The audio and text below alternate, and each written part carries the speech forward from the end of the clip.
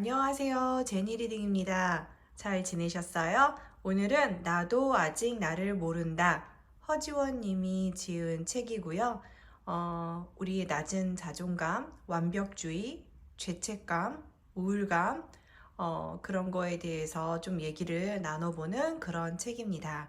자, 그럼 같이 한번 볼까요? 시중에 범나 많은 자기계발 도서들이 지어낸 자존감의 허상에 매몰되기 시작하면 우리의 자존감은 도대체가 그 높은 수준에 도달할 수가 없습니다. 높은 자존감이라는 프레임은 허상에 불과하지만 역설적으로 이 신기루가 우리의 자존감을 낮추는 경우를 너무 자주 보아왔습니다. 우리의 뇌는 이렇게 누군가의 칭찬을 받으면 이를 보상적 경험으로 받아들이고 자기 개념으로 연결되도록 프로그래밍 되어 있습니다. 그러니 칭찬을 듣고 기분이 좋아졌다면 이를 편안하게 받아들였으면 합니다. 자신의 내부와 외부에서 오는 신호들의 간극이나 오류에 점점 예민해진 뇌는 결국 내면의 인지 부조화를 해결하기 위해 자신의 가치를 습관적으로 과소평가하고 타인의 의도를 곡해하는 악순환의 길로 들어서게 됩니다. 주 양육자의 건강하지 못한 태도에 만성적으로 노출된 사람들은 자기 파괴적인 사고와 감정을 불필요하게 익히게 됩니다. 상대의 호의적인 태도에 자꾸만 의도가 무엇인지 파악하려 하거나 딴죽 걸지 마세요. 자존감이 높은 척 해야 합니다.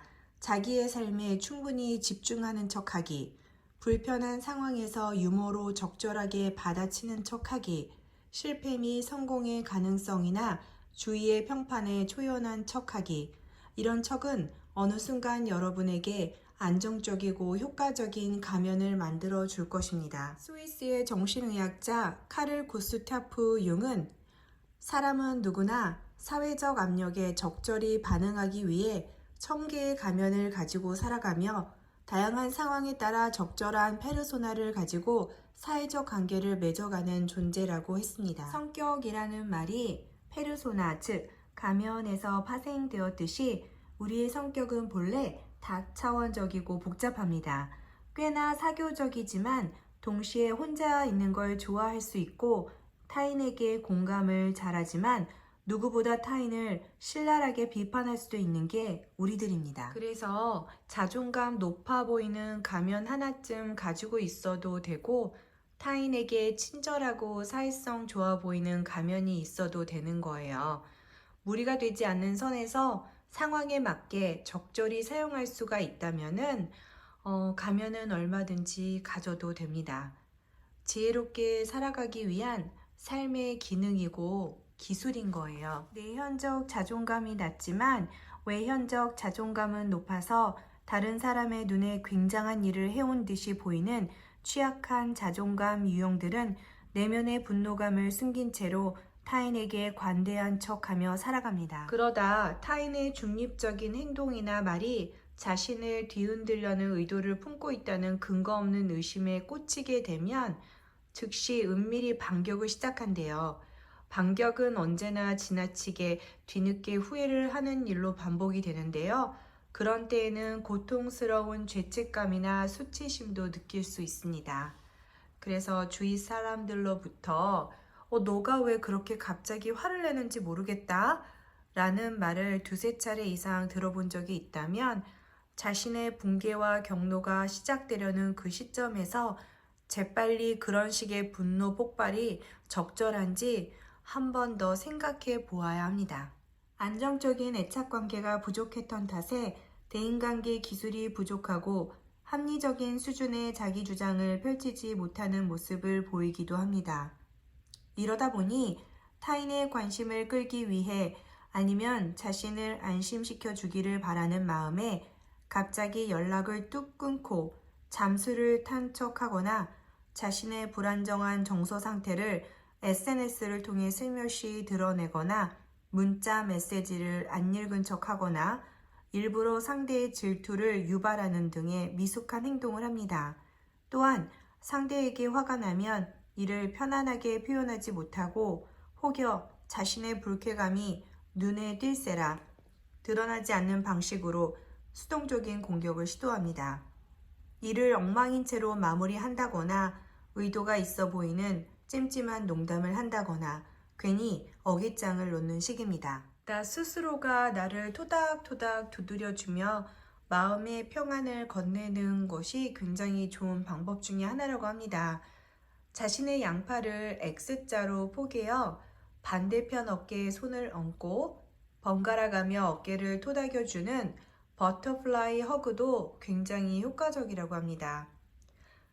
사랑하는 연인들이 서로를 껴안고 있는 것처럼 안원하고 애정 깊은 애착 관계를 표현한 사진들을 보는 것만으로도 위협적 자극에 대한 편도체의 과도한 활성화 수준이 약화된다는 연구 결과가 있대요. 따뜻하게 교감을 나눈 동물의 사진을 보는 것도 마음의 안정에 효과적이라고 합니다. 따뜻한 물로 목욕을 하거나 따뜻한 차를 마셔 마음의 냉기를 가시게 하는 것도 마찬가지로 좋은 효과를 얻을 수 있다고 하네요. 모두 연구로 입증된 뇌를 안정시키는 방법들이라고 합니다. 진정하게 말해서 우리는 언제 생을 맞춰도 이상하지 않을 각자의 궤적을 삽니다.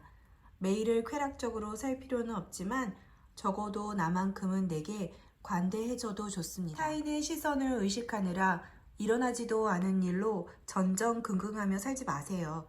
진들리는 감정으로 새벽에 눈을 떠 치받치는 불안에서 주의를 분산시키려 무의미하고 피상적인 인터넷 서핑에 몇 시간씩을 소모하는 일상들이 사실은 당신을 더욱더 불안하게 만들고 있으니까요. 이렇게까지 애쓰지 맙시다. 그냥 지금 할 수 있는 노력을 합시다. 되면 좋고 아니면 많은 겁니다. 우리는 특히 자신에 대한 자기 개념이 위협받는다고 느낄 때 문제의 원인을 외부 귀인합니다. 예를 들어 나는 학점을 꽤 잘 받는 학생이라는 자기 개념이 위협받으면 시험 문제가 엉뚱한 데서 나왔어 하며 외부 기인하고 나는 매너가 좋은 사람이라는 자기 개념이 위협받을 때는 그렇게 이상한 인간은 처음 봤어 하는 식으로 원인을 외부로 돌립니다. 과거의 단편들이 당신의 미래를 결정짓게 만들지 마세요. 5년 후의 시점에서 지금을 돌아봤을 때 내 억울함을 하소연하지 못한 것을 후회할지 아니면 그 시간에 뭐라도 하지 않았던 것을 후회하게 될지 냉정히 살펴야 합니다. 자신에 대한 안 좋은 이야기들이나 부정적인 피드백들이 자기를 질투해서 나오는 것이라 스스로를 응원하고 정신 승리하고 있으면 안 됩니다. 사실 주변에서도 보호자들도 너가 너무 잘나서 그렇다며 모든 상황에 항상 그런 식으로 다독이면 안 됩니다. 그건 그냥 피해자 역할에 몰입한 당신의 자아를 계속해서 귀괴하게 가꿔주는 것에 불과합니다. 옆에서 단 한 명이라도 지금은 억울해 하기보다는 너를 들여다봐야 할 때라며 담담하게 잡아주는 사람이 필요합니다. 날선 방어에 급급한 사람들이 빈번히 겪는 문제는 정보를 자의적으로 짜집게 하면서 생각이 갑자기 비약하는 것입니다. 왜 갑자기 표정이 변하지? 갑자기 생각이 점프해서 저 사람이 나를 싫어하는구나. 이런 경우 생각은 꼬리에 꼬리를 무는 식으로 이어지는 것이 아닙니다. 가만히 있는 꼬리를 놔두고 뜬금없이 또 다른 대상의 꼬리를 낚아채곤 빠른 속도로 비약합니다. 네, 1부는 여기까지 하고요. 나머지 부분은 다음 주에 또 만나요.